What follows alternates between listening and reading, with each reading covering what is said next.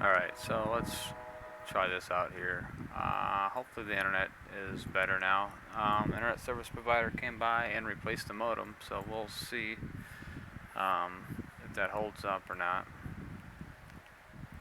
I'll just keep this right here. We'll keep track. This little information at the top of the screen will let us know what our speeds are looking like. So far we've got zero percentage in dropped frames.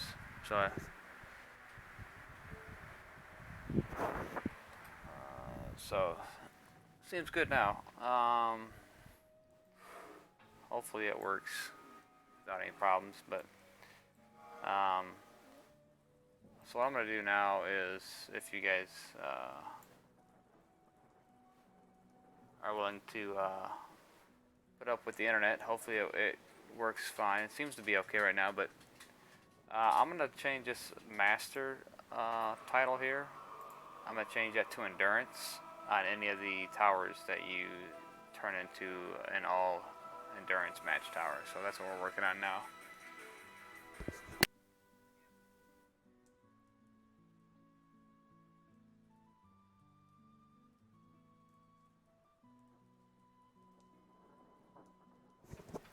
Alright, so the problem with that is all these names are static based. So if, let me do this, I'll set up another screen here. Let's see if I have the, okay, there we go. So here's the array that points to the sprites for the names of the towers, because they're all static based and they're not string based, they're just image based. So it loads them from the ROM, and these are pulled depending on which tower you have. 0, 1, 2, 3 is the array size.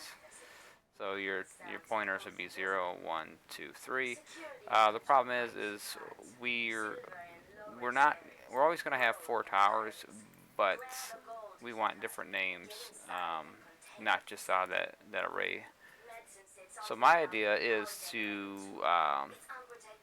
offload these into RAM, and then depending on the tower type, we can fetch the correct string.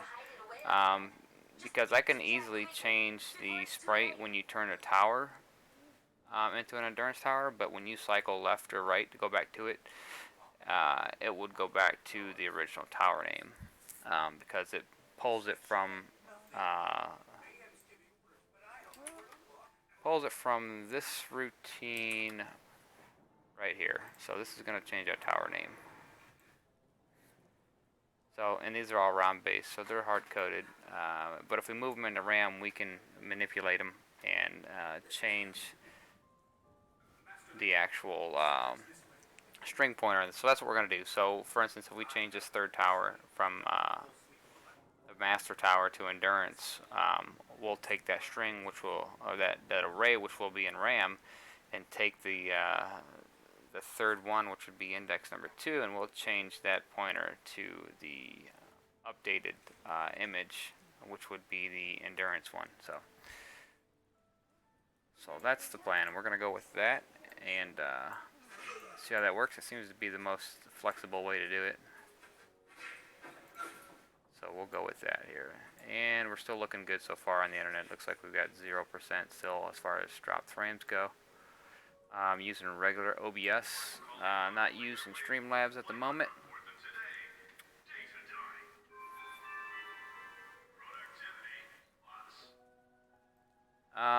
Tektronix, there may be some towers that will be coming.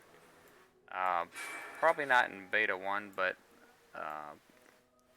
thinking about just rearranging and changing some of these towers. Maybe we'll have just one tower for like an endless game mode, or we can have one for survival mode.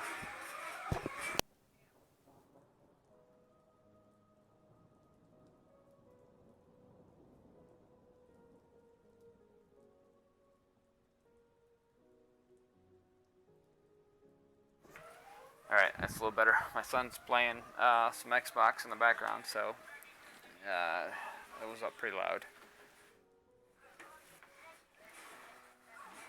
Alright, so that's the plan. So let's work on that. So what we're gonna do here is we're gonna put a new symbol in here, and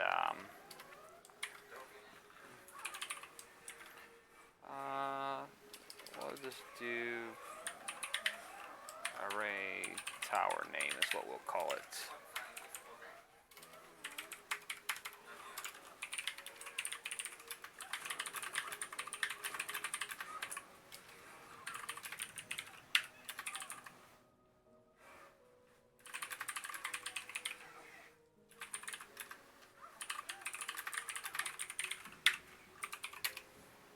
Alright, so we'll put that in there, and that's where our string will start.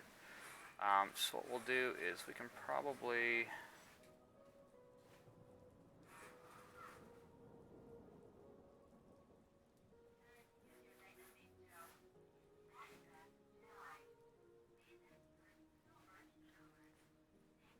up Eduardo.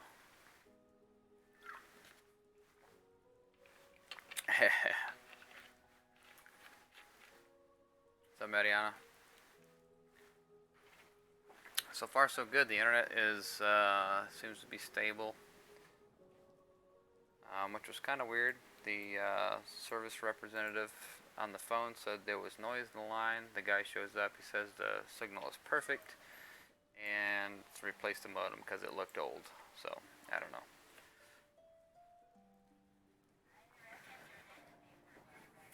All right, so what we're gonna do. Let's see. We have some process starts, some game starts. D.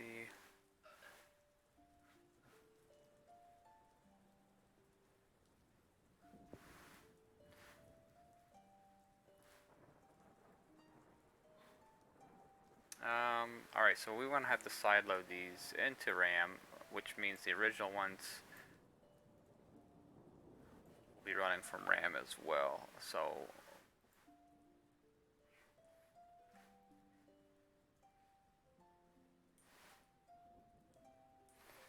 that's going to make it a lot easier for us.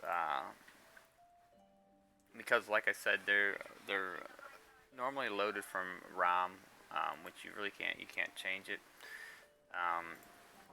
And this what we're looking at in the debugger is just a loop, just the input check loop for your controls left or right when cycling towers. And when you do change, when you push left or right, it changes the tower name and it loads it from the ROM. So what we're going to do is we're going to redirect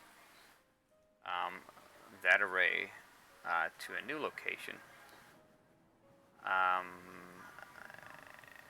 that, let's see here. So we're going to find all the instances of, first let me bookmark this.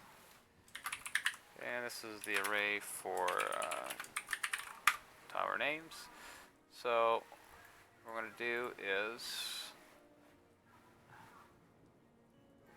okay, we got that split. So what we're going to do is we're going to find this pointer here, and then we're going to check all the instances of that,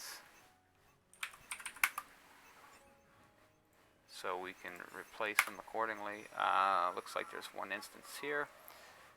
So we already know our new address is going to be 133.300. And just as a small note here, I'll take that address and we'll come over here and we'll put a little note here, and this way me and Drew both know the change here, and we'll put tower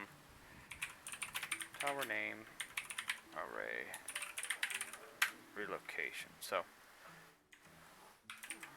that is a location in ROM, and what we'll do here is we'll pull that new symbol in here, which array tower name right there, and if we turn on our assembly view, you can see right there it's going to tell us the location. So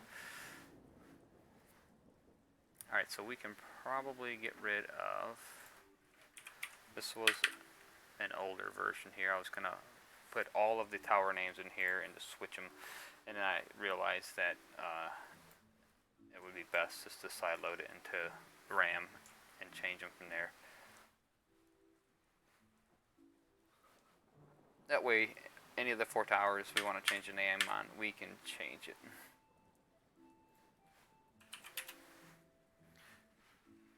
Greetings. So, what we're going to do is we have to load those into RAM upon